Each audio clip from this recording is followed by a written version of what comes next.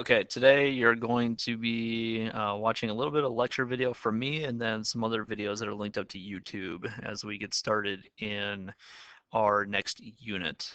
This fourth unit of study is all about describing substances, and so far through the beginning of the year, our focus has been solely on the different states of matter. So we're going to start off here with like a little concept map thing, and matter at the top. Remember that matter is defined as anything that has mass and takes up space. And so far, in defining it, we've, like I said, looked at the states of matter, solids, liquids, and gases. We've talked about how the particles in solids, liquids, and gases are arranged. We've talked about the energy that those particles have. Our solids are particles that are packed closely together, have just a little bit of kinetic energy, they vibrate in place.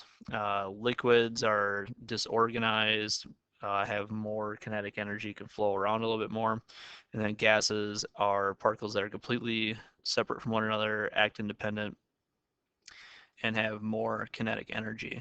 And then in the last unit, we then also started looking at changes of state, how we transition from solid to liquid and liquid to gas. We're going to get into describing matter a little bit more. So over here on the left side, we have pure substance.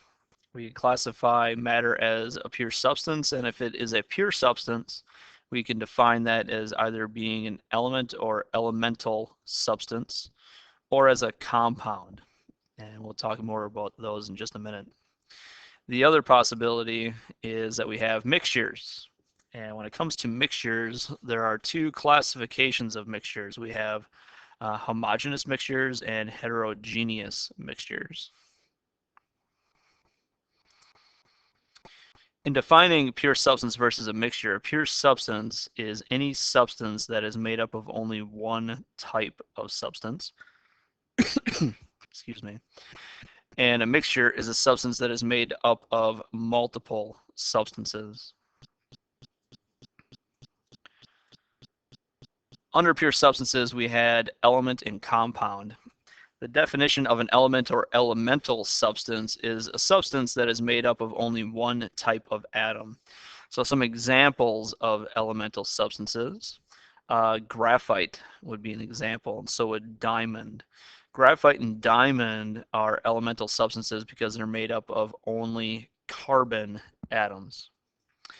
Then we have compound.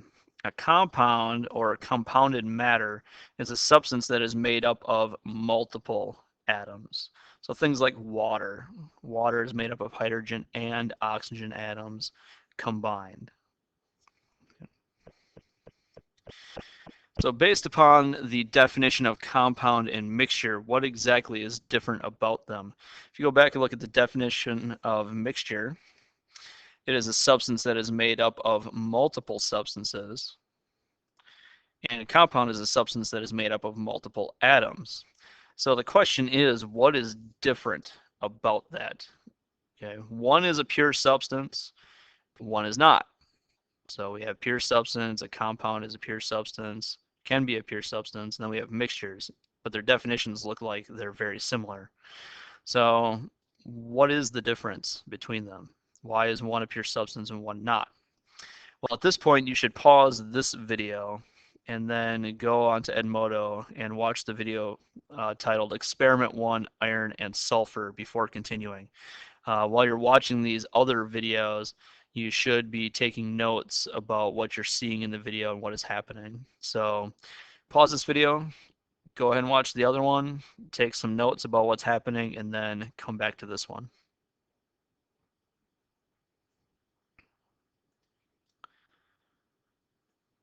Okay, so based upon that video and the observations that you should have made, the difference is that in a compound, the atoms combine to form a new substance. The person in the video showed that iron is magnetic, and that is a property that iron has that sulfur does not. But when you react iron and sulfur with heat and combine them to make a compound, so we take the mixture of iron and sulfur and heat it up to make one new substance. And that new substance is called iron sulfide. That new substance has its own set of properties. So a compound is a pure substance that is made up of different types of atoms that are chemically combined. When those atoms combine to make that compound, that substance then becomes a new substance and has its own set of properties. So another example would be water. Hydrogen is a gas, oxygen is a gas. We breathe oxygen gas. Hydrogen gas is flammable, but when we combine them to make H2O, to make water, that has much different properties. It's a liquid at room temperature. It's something that we drink. It's not flammable. We certainly wouldn't want to breathe it. It's a new substance on its own.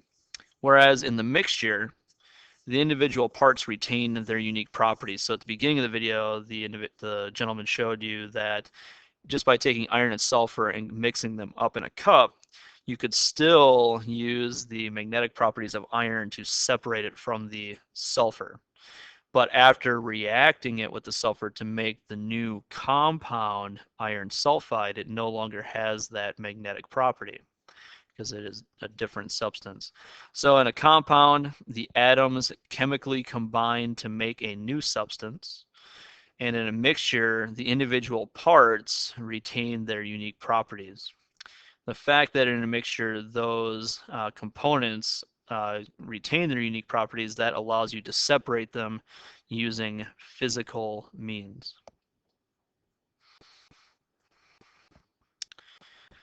So defining mixtures a little bit more, we have homogeneous mixtures and heterogeneous mixtures. A homogeneous mixture is a mixture that exists in only one phase and has uniform composition throughout the entire mixture.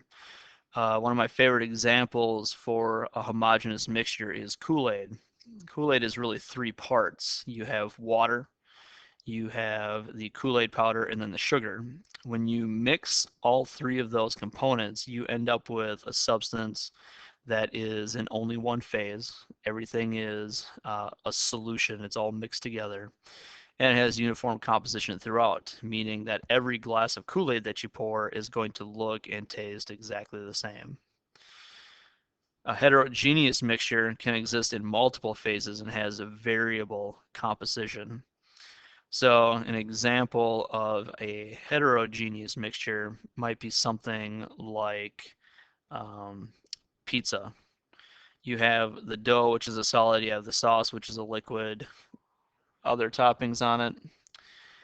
And so that also can have variable composition. Not every part of the pizza is going to be exactly the same as the others.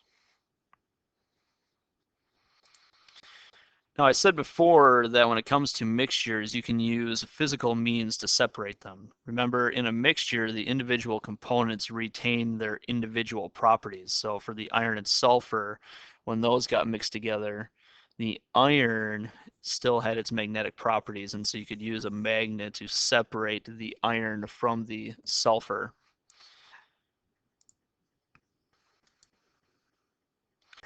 Okay, sorry, I had to pause the video for just a second. So again, because in a mixture the different components retain their individual properties, you can use physical means to separate them. What this means is that we don't need a chemical reaction to break them apart. So once you make something like iron sulfide and you create a new substance, the only way to separate the iron from the sulfur is to use a chemical process or have a chemical change take place. You can't separate it using physical means. Some different techniques that we can use to separate mixtures through physical means involve filtration and fractional distillation. What is filtration and fractional distillation? Well, the other two videos that I've posted for you will explain those two methods. So you should watch those two videos right now, take some notes on those techniques, and then once you're finished, you should work on the posted homework assignment for class time tomorrow. I have left an answer key with your substitute, and you will be going over your responses to those questions tomorrow. And you do need to watch the videos because there are questions about filtration and fractional distillation on the homework assignment, and that's where you can learn about those. Okay, so again, this unit is all about describing substances. We can classify substances as being either a pure substance, and a pure substance is any substance made up of only one kind of matter, and that can be either an elemental substance or a compound. And then we also have mixtures, which is when we have multiple types of substances that have been mixed together, but they are not chemically combined. Therefore, we can use things like filtration and fractional distillation or other physical techniques to separate them. So go ahead and watch those other two videos, take some notes, and then work on the assignment for tomorrow.